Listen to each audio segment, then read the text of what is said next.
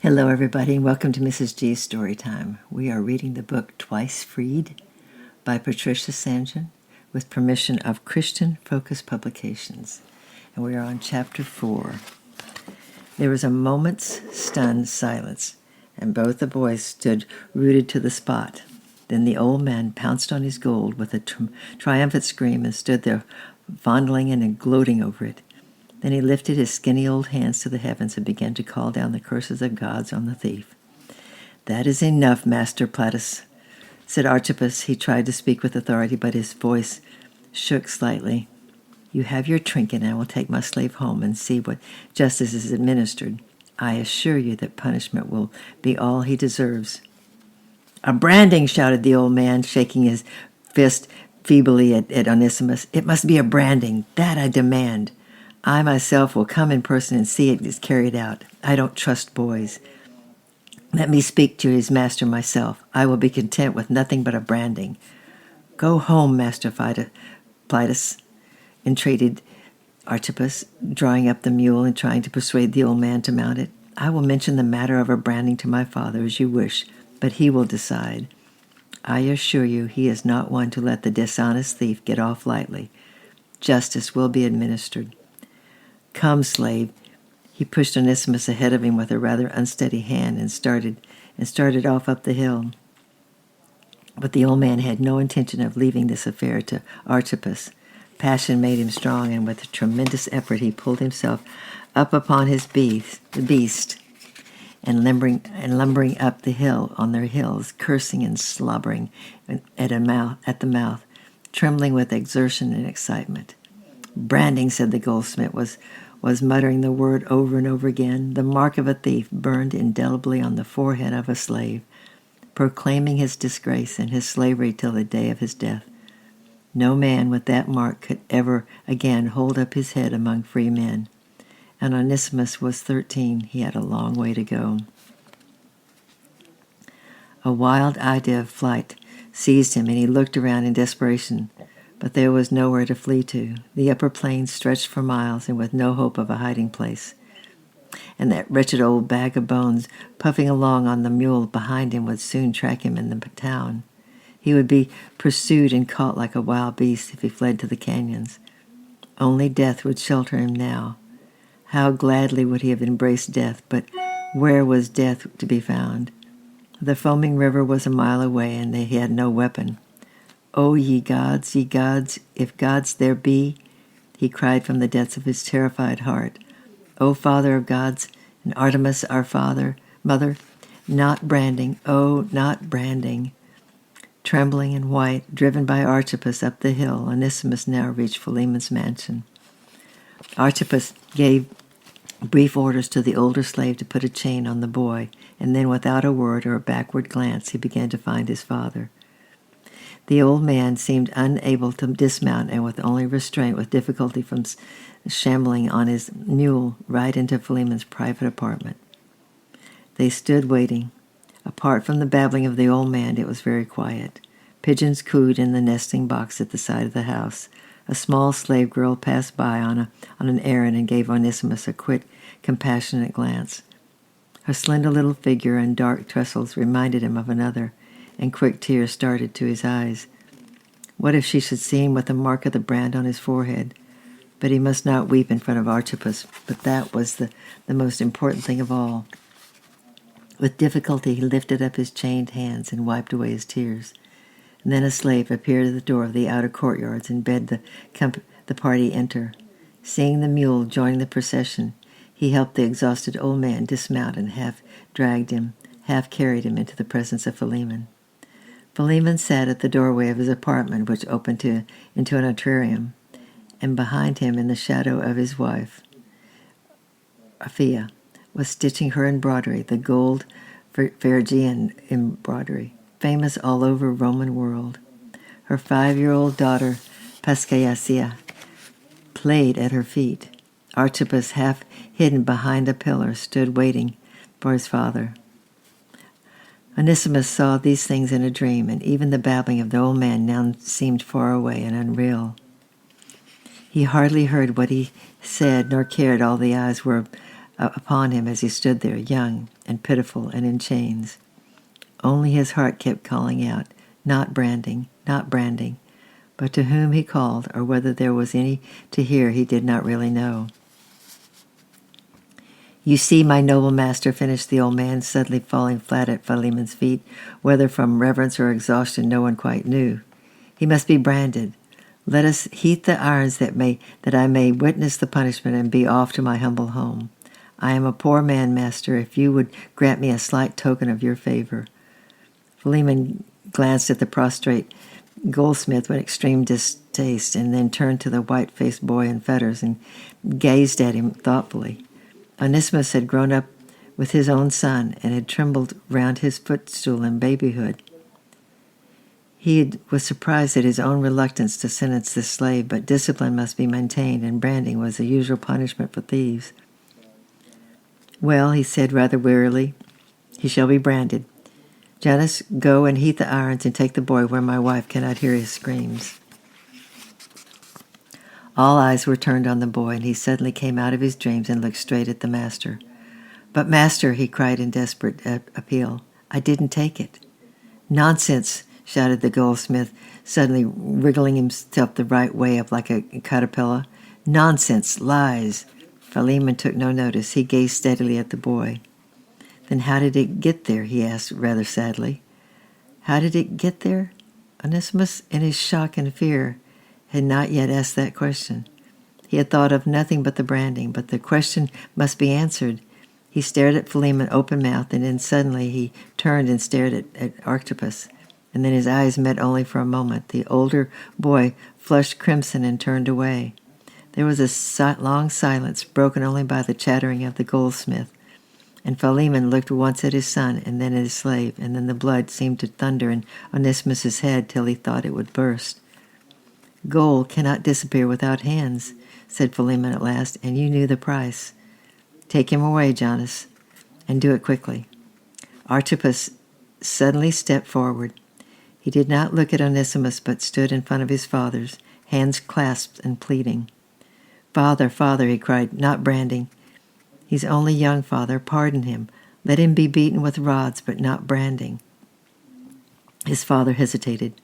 Archippus, spurning the old man out of his own way with his foot, fell on his knees before Philemon.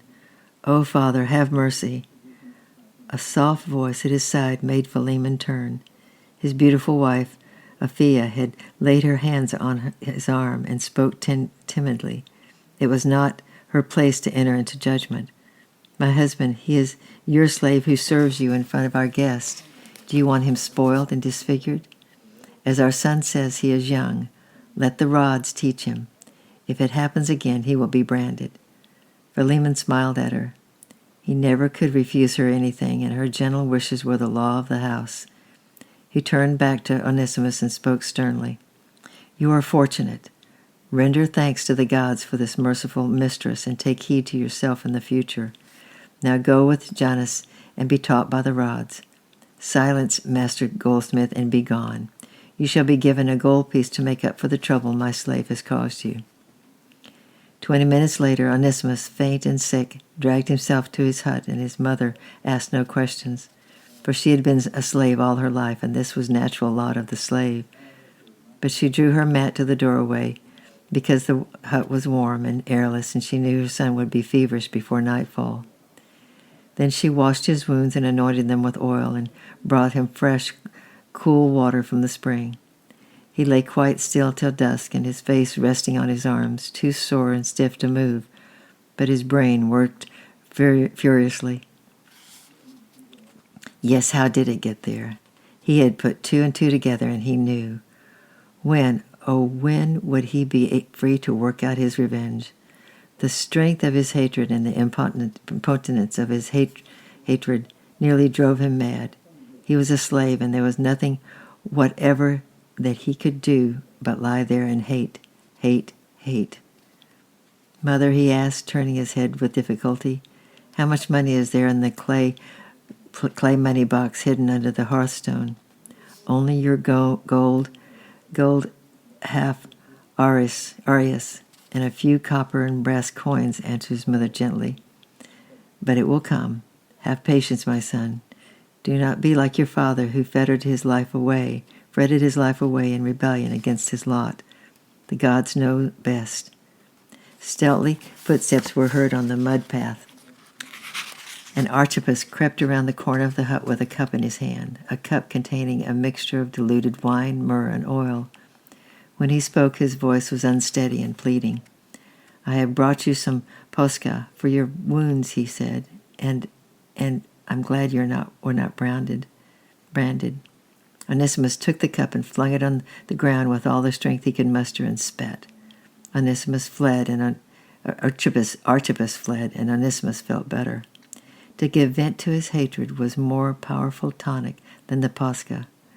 Tomorrow, Archippus would go to Laodicea, and he need not set eyes on him all day. After that, well, it was better to live a day at a time. He was glad that he would be too stiff and lame to accompany his master to Laodicea. He did not want Iria to see him, servile and obedient, standing in the background, ordered about by Archippus. Let her keep the memory of that day when they were both free children together, swinging their legs above the deep pool in the canyon and laughing. The thought of her somehow eased his misery, and he fell into a restless sleep and dreamed that they were once again back in the canyon, but that she was running ahead, beckoning him to follow. The cascades were roaring, and the grass between the rocks was soft to the foot, and spring flowers seemed to bloom on her tracks. And he knew she was going up and up on swift, tireless feet to the hidden lakes and the snowy summits, to freedom and beauty and life, and he was free to follow. And then he awoke to pain and darkness and fever and cried out for his mother. Next day he dragged himself out on the hillside and sat resting till the sun was high in the sky, warming a little stiffness out of him. He watched the procession set out for Laodicea across the upper plain and disappear over the first descent into the valley. Archippus and Philemon were mounted on beautiful steeds, wearing colored coats made of the best style in Laodicean factories. A small group of slaves followed, mounted on humbler beasts, and Onesimus followed them in his imagination.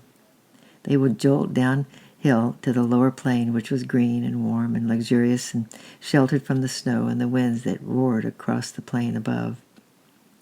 Then the valley would be directly beneath them, and they would jog down the stony tracks between the bare vineyards and the silver olive groves to join the Eastern Highway in the valley. The Eastern Highway. The very words thrilled him, for 4 great roads converged on Laodicea, and the travelers could turn where he would, and the world would lay before him. Often in his imagination, Onesimus traveled on those roads, east, north, west to Philadelphia and to Sardis, the wealthiest, luxurious city with its gold-bearing river running through its very market, northeast to the Phrygian plains, the Tartous mountains, the Sicilian's gates, and on to the lands of spice and ivory, south to Perga, where the mountains roll down to the coast, west to the seaport of Ephesus and to the blue Aegean Sea, the islands, the land of his father, the mountains of the gods. He lay there dozing till afternoon, letting the sunshine warm and heal him. And then he was jerked suddenly back from his happy dreams, for a man was climbing the hill that led to their home. He was not old, but he seemed tired and leaned on his staff. He was not a particularly fine-looking man, but there was something about him that attracted the boy's attention. Perhaps it was the quiet strength of his lean face or the clearness of his eyes. He was dressed simply, and when he came to Onesimus, he spoke in the local Phrygian dialect. "Grace and peace be to you, my son," said the man. "Is this the farm of Philemon, and is he at home?" "It is his house," replied Onesimus, but he is not here. He has ridden into Laodicea on business, and he will probably not be back till sundown." "Then tell him his old friend, Master Ephesus, called on him," said the man. "He will remember, for we grew up here together as boys. Tell him I am staying at my old home, and I will call again." "Yes, master," replied Onesimus, but the man did not move. He stood feasting his eyes on the rugged valley, already softened by the soft green of spring. His eyes swept the landscape and the winding river valley and the proud little hill on which stood Laodicea and the rocky fortress of Hierapolis, with its white glacier of limestone. "It's a beautiful land," he said suddenly. "I should like to sit and rest for a few moments, but I have been walking since sunrise, and if you could bring me a cup of cold water, I should thank you exceedingly."